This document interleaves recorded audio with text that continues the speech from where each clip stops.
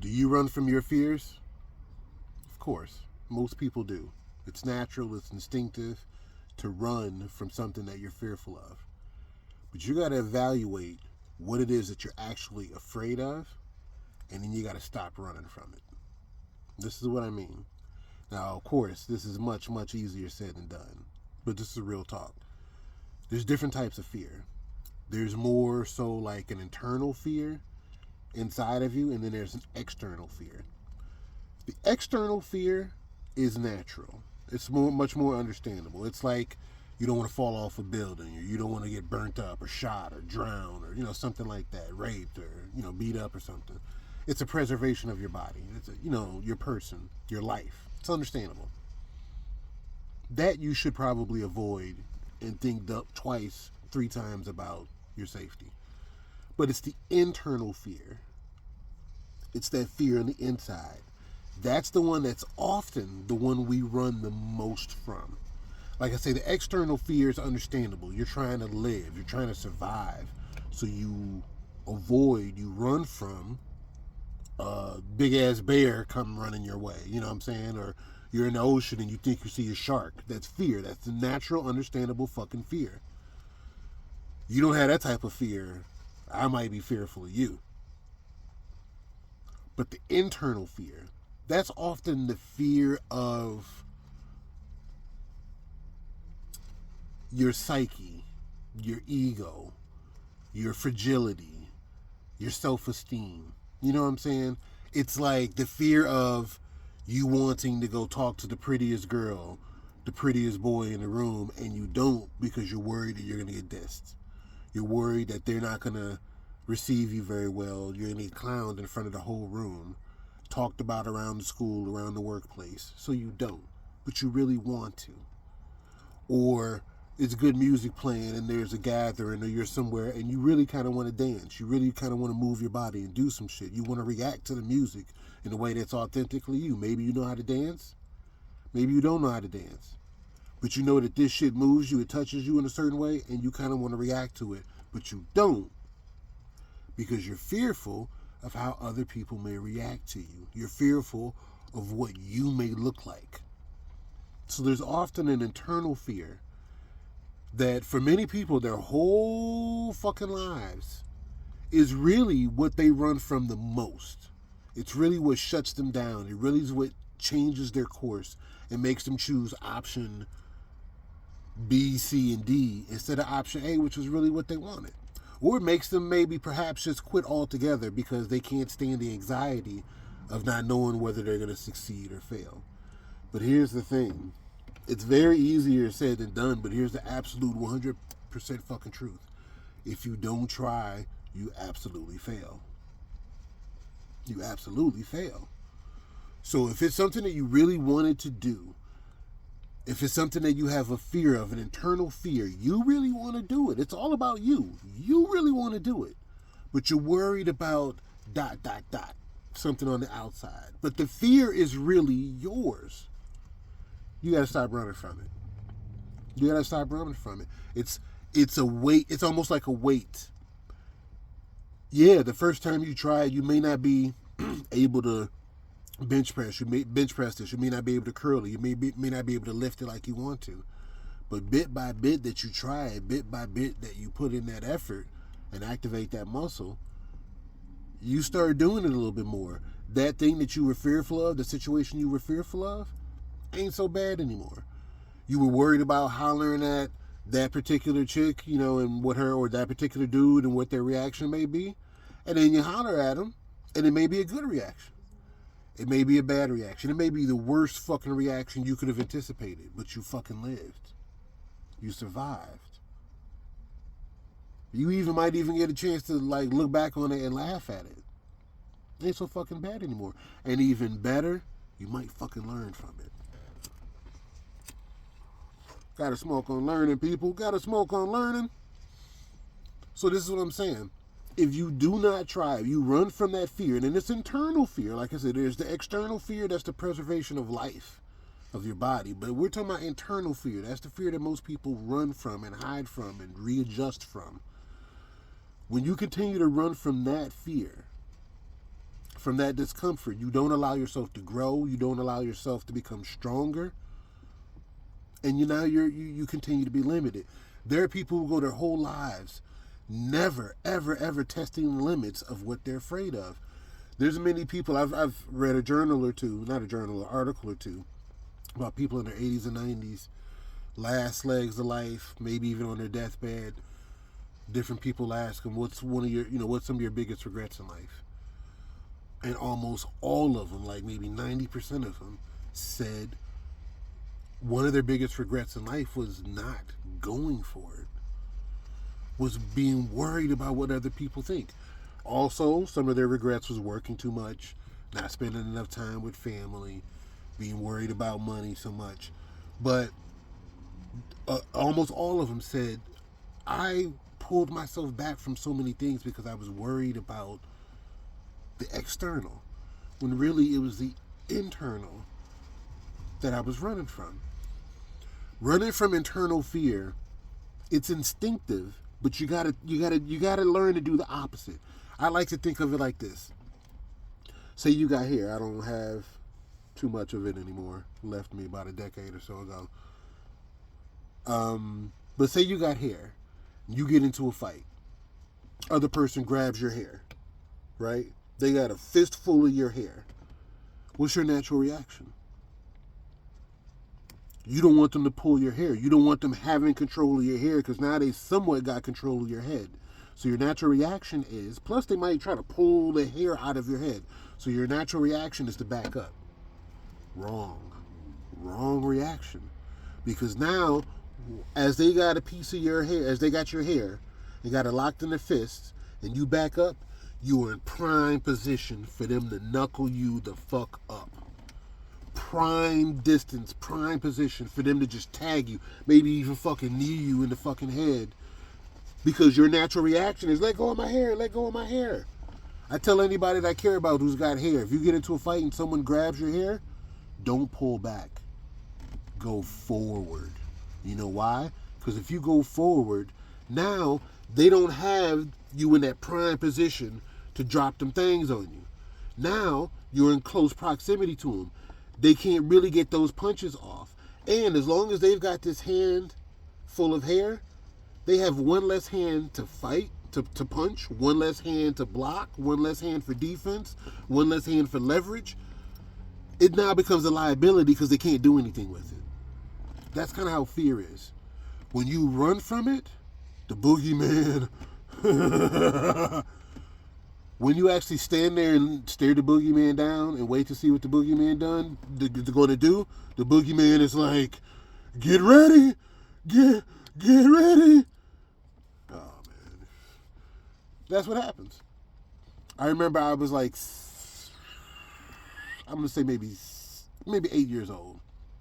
Going back, baby, Gen X. We going back to the 80s. Woo, Gen X people, I got to smoke on that one. I was maybe like 8 years old. I was in my house, me and my mom. Love you, Mom. And in the basement, we had a hot water heater. That shit, I swore at a young age, the way that shit would make noises and shit, especially, you downstairs by yourself where it's somebody flicks off the light or something. That shit was like the gateway to hell. The sounds it made, just the creepiness of it, it was like you don't want to get caught in the basement by yourself, especially at night or especially with the lights off. And, I kind of knew, like, that can't be the gateway to hell. Come on, the gateway to hell can't be in my basement. Plus, other people have furnaces and hot water heaters and this and that. Like, so I knew it was a fear, an internal fear. I knew it was something that, if I could get past that, I won't be, I won't be afraid of the fucking dark. I won't be afraid of the basement. I won't have to run upstairs every time my uncle fucking turns off the lights when I'm downstairs. So one day what I did was, I decided to do this. Is the way my basement was, it was an L. And so you walked about maybe 4 or 5 steps, then you made a left, you walked about 4 or 5 steps and you were in the basement. So when you walk the first 4 or 5 steps and you made the L, you can't really see the basement. You got to walk a few more steps. And then when you walk a few more steps, damn near to the floor, then you can see the basement. And right in the middle of that fucking basement was the gateway to hell.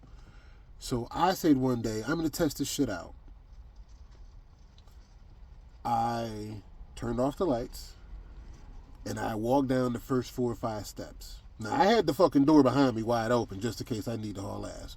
I walked down the first 4 or 5 steps, made the left turn, trying to look and see if I can see anything. Walked down a couple more steps. Now I'm fully looking at the dark in the basement. Fully, waiting for the devil to pop out. And I stood there, and then eventually I kind of sat there, really at any moment ready to pivot like Ricky and fucking Boys in the Hood. Pivot and haul ass, and I was going to make it. I ain't Ricky. I was going to make it. And, you know how it is when you sit in the dark for a minute? Shit starts to get a little bit clearer. Your eyes adjust. And that's what started happening, but it wasn't just these eyes. It was the realization of that fear. I've been sitting here a couple of minutes. Nothing's happened. I can see it. Like, it's not as dark in here anymore. I can see nothing has happened. And bit by bit, that fear went away. Because that's what happens. Is that once you step into it, that internal fear, once you step into it, you realize it's not as bad as you thought it was going to be. It's not as bad as you thought it was going to be. And then after a while, you might even learn to swim in that water. You might even learn to get comfortable in those clothes. You might even learn to want to be in the spotlight. You see all the metaphors I'm using, something that you, before, it was like, no, it don't work. I don't want to try that. You know what I'm saying? I'm cool with it. Because you internally didn't want to confront your fear. But bit by bit, if you do it, it's not as bad as you think it's going to be. I had mentioned in another previous video that I started doing some stand-up comedy. Not really. I just got on stage a couple of times. It's not something I'm really thinking about doing. But it was something that I'd always said. I think I tried out once or twice. I've been on stage before. It's not that big of a deal for me. It is for a lot of people, though. But to try to get laughs from people, that can be a little daunting. You know what I'm saying? It's one thing to be funny and, like, say something witty, but, like, motherfucker, you got 3 minutes. You got 5 minutes. Nigga, say something funny. That's different. But it was something that I said, like, you know what? I'll try it. And a lot of times that internal fear, you're going to be worried about what if the audience doesn't laugh? What if you get heckled?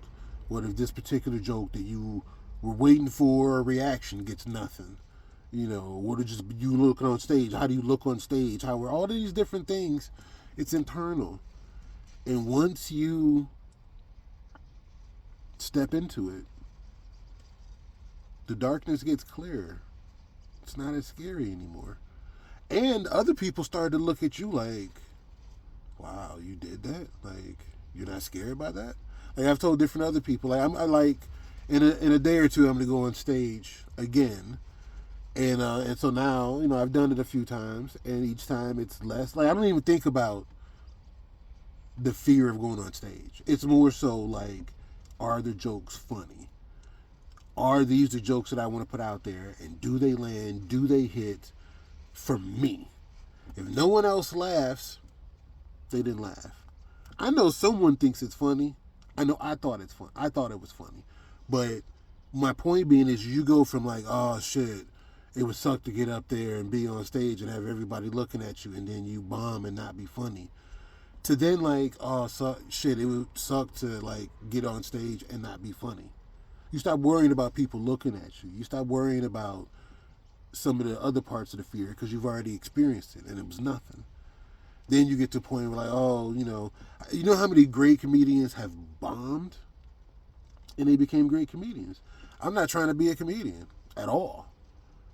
But I also don't have that fear of bombing because it wasn't about, the success wasn't external. You see what I'm saying? The fear wasn't external. Success and fear is internal. Success and fear is internal. So when you are worried externally, when you're worried about what other people are going to think, when you're worried about whether you meet the definition of success to them, you're already halfway lost. You're pushing that rock uphill. But when success is internal, When you conquer the fear that's inside, you actually got that boulder right at the premium point at the top of the hill in what do they call it? Chi? And just the slightest little, and it will roll in whatever direction that you needed to roll and accomplish what you needed to accomplish. It's way different than pushing that boulder up the hill to when you got it on top of the hill and it can go in whatever direction and I'm good. That's when you've conquered that internal fear. And when success is internal, you don't have to worry about what other people think on the outside. It's about what you thought. I don't know if anybody's ever seen, like, say, maybe an older person, senior citizen or something, and maybe they never learned how to swim. And so they finally get in the water. And they're, it's shallow water, but they're just kind of giddy and this and that, putting their head in the water a little bit. For somebody else, it's going to be like, that's the simplest thing. Like, what the fuck? It wasn't for them because they never conquered that internal fear years ago. Actually, that's not even necessarily an internal fear. I mean, it is a fear of death. You're trying to preserve your body, your life. But it is also still an internal fear. Some people are fearful of the water. Like, they don't want to be in water that's above their waist. They could drown in that. They never lifted that internal weight. So, fear, the best way I could sum it up is, like I say, fear is like that, it's like getting your hair pulled in a fight. You don't run from it.